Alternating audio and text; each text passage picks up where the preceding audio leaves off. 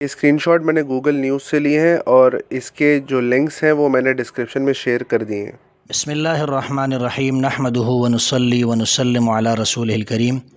محترم سامعین اور ناظرین، علی کردستانی کے نام سے ایک شیخ جو ہے وہ بہت مشہور ہوئے ہیں، اور جو غالباً ترکی سے یا سنا گیا ہے کہ پہلے وہ عراق کے اندر تھے، عراق سے سعودیہ گئے، سعودیہ سے جو ہے وہ ترکی، اور ترکی سے اب وہ پاکستان آئے ہیں۔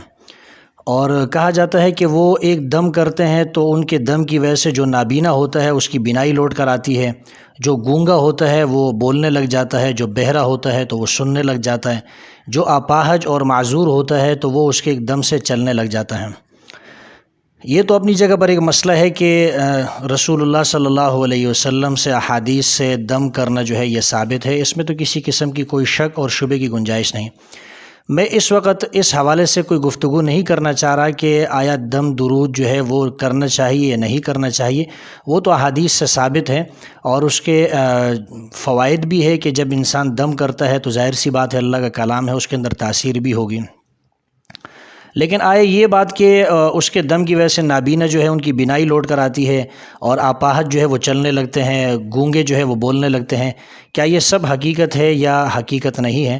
یہ تو اللہ ہی بہتر جانتا ہے۔ یہ جب انسان نے خود ایک چیز چل کر دیکھی نہ ہو، ویڈیو پر اتنا اعتماد اور بھروسہ نہیں کیا جا سکتا۔ البتہ ان کی ایک اور ویڈیو جو میرے سامنے آئی ہے، میں ذرا اس پہ کچھ تبصرہ کرنا چاہتا ہوں، اور وہ ویڈیو جو ہے نا، کیا پہلے آپ مکمل دیکھ لیں، اس کے بعد جو ہے میں اس پر گفتگو کرتا ہوں۔ اللهم صل على محمد. حلب والابل. شكرا جزيلا استاذ. هسه شوف اني اصرف بول الابل. حليب لا جيب سريع سريع حليب. شوف هسه هذا، شوف هذا حليب الابل، شفتوه بعيونكم. ايوه هسه اشربها شفاء فيروس الكبد. شوف اللهم صل على محمد وآل محمد. شوف تعال ابني، تعال حبيبي سريع ويا مع الشيخ صالح. شوف هذا يبول، تعال حبيبي الغالي، شوف يبول، شوف هذا البول، ولا فيش محمد جاب ولا فيش، تعال ابني امامي. شوف الله اكبر الله اكبر، هذا بول احسن علاج شفاء. شوف ورفت اها، شوف هذا بول الاستاذ بارك الله فيك. شوف هذا محمد، شوف هذا البول الابل هسه اشرب امامكم يا حليبه. بارك الله استاذ صالح. هسه اذا جيب هذا الاخوي يجيب الحليب مال بوش. هذا البول شفتوا مباشر. بارك الله فيك، تعبناك. السلام عليكم. شوف قلاص حليب البقر مع البول، حليب بوش. بارك الله، عفوا والله ما حلبه. شوف خلطناه، شفتوا بعيونكم. هسه اشربه يم الجمل. الشيخ صالح تعال يمي معي حتى امام. شوف هذا احسن علاج. تعال ابني هنا. بارك الله فيك مع الشيخ صالح. شوف هذا البول مع الحليب شفاء. النبي صلى الله عليه وسلم يقول بول الابل شفاء لكل امراض، خاصه الفيروس الكبد والمرض انسداد بالكبد والمرض السرطان والالتهابات. شوف هسه اشربها، انا صايم ولكن اشربها، هذا السنه. شوف بسم الله الرحمن الرحيم. شوف بسم الله، هذا بول الابل وحليبه. بسم الله الرحمن الرحيم. تعال ابني شوي اللي جاي عدل. شوف بسم الله الرحمن الرحيم.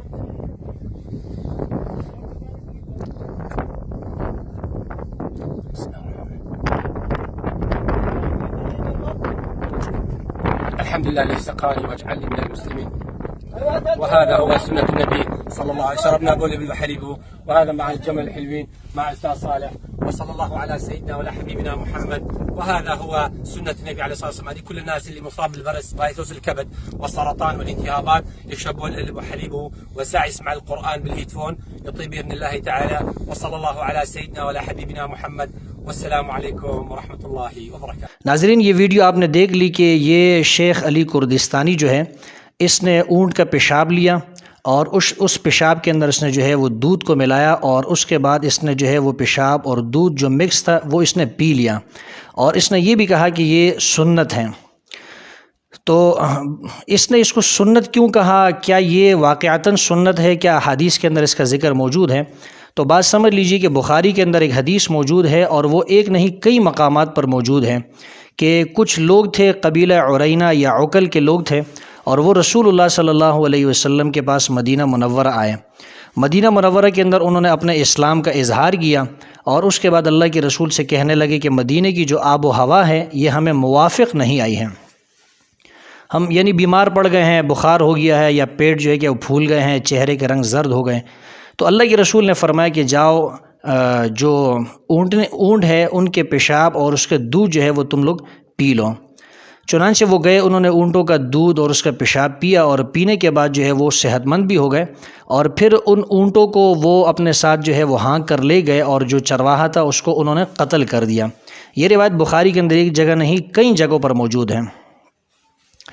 اس کے بعد جب رسول اللہ صلی اللہ علیہ وسلم کو پتہ چلا، آپ نے ان کے تعاقب کے اندر صحابہ کو بھیجا، ان کو گرفتار کیا گیا، وہ اللہ کے رسول کے پاس لائے گئے تو اللہ کے رسول نے گرم سلائی ان کی آنکھوں کے اندر ڈالی اور ان کو سخت ترین قسم کی سزا دی، یہاں تک کہ ان کو قتل کر دیا گیا۔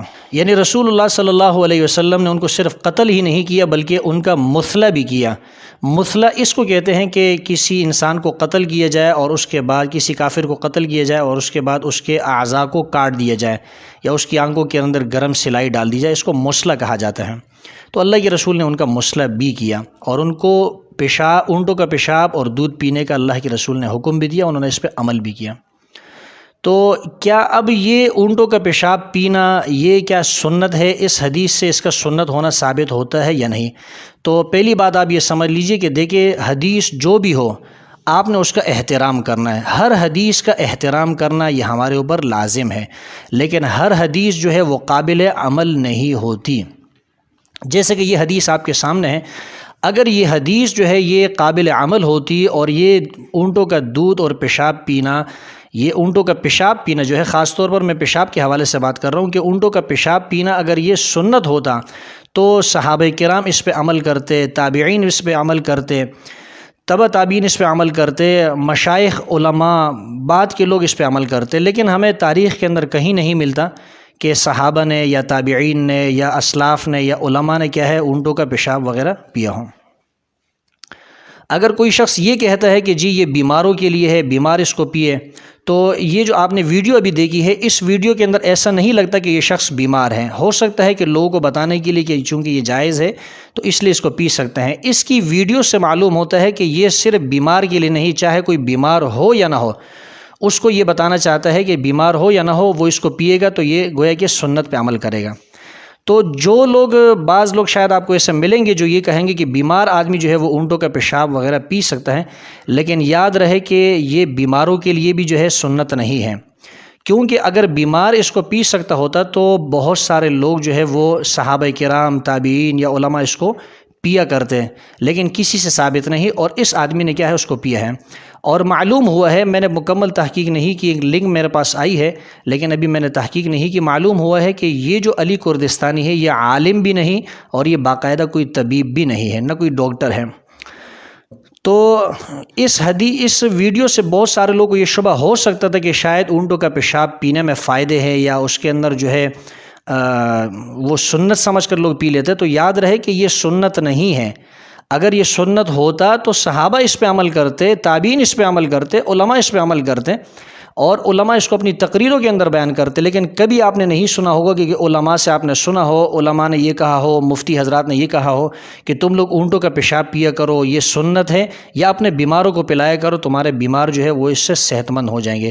لہٰذا اس طرح کی کوئی بات نہیں ہے۔ رہی یہ بات کہ رسول اللہ صلی اللہ علیہ وسلم نے اس قبیلے کے لوگوں کو کیوں اونٹوں کے پیشاب پینے کے لیے اللہ کے رسول نے ان کو حکم فرمایا، تو اس کا ایک جواب تو آپ یہ سمجھ لیجئے کہ ہو سکتا ہے کہ اللہ کے رسول کو وحی کے ذریعے معلوم ہو گیا ہو کہ اسی کے اندر ان کی شفا ہے، یہ اونٹوں کا پیشاب پئیں گے، دودھ پئیں گے تو یہ صحت مند ہو جائیں گے۔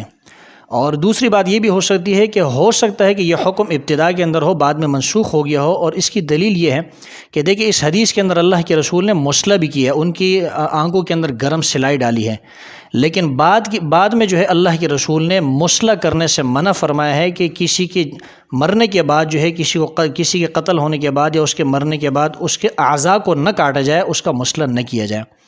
لہٰذا معلوم ہوتا ہے کہ یہ جو حکم ہے اونٹوں کے پیشاب پینے کا یہ قابل عمل نہیں، اگرچہ اس حدیث کا احترام کرنا چاہیے، ہم پر لازم ہے کہ ہم ہر حدیث کا احترام کریں، لیکن کچھ حدیث ایسی ہوتی ہے کہ جو قابل عمل نہیں ہوتی، جیسے کہ یہ حدیث میں نے آپ کے سامنے ذکر کی ہے۔